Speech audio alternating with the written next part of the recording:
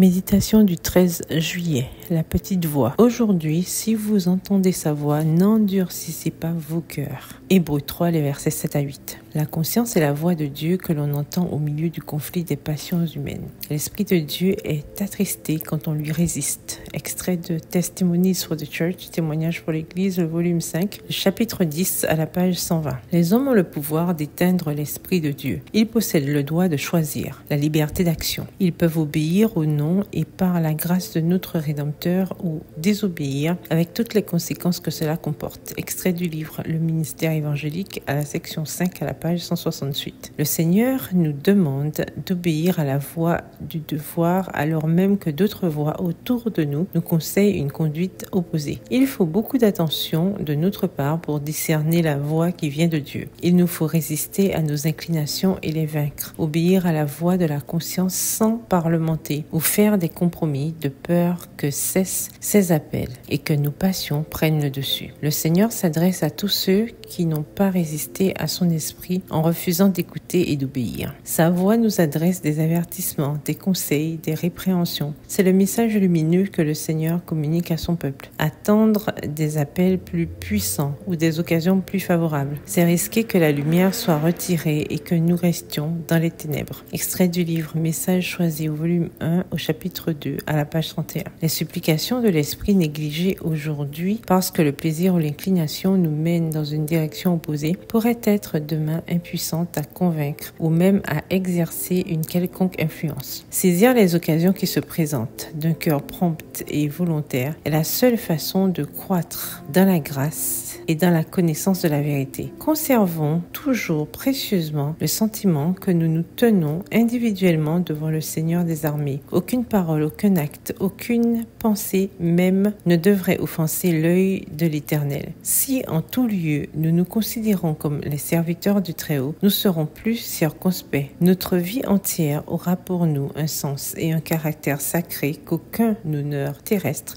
ne saurait jamais conférer. Si la présence de Dieu est constamment ressentie, les pensées, les paroles et les actes rendront le caractère plus pur. Que le langage du cœur soit « Voici, Dieu est ici ». Alors la vie sera pure, le caractère sans tache, l'âme continuellement élevée vers le Seigneur. Extrait du livre Testimonies for the Church, témoignage pour l'Église au volume 5 au chapitre 5 aux pages 69 et 70. Bonne soirée, que l'Éternel vous bénisse.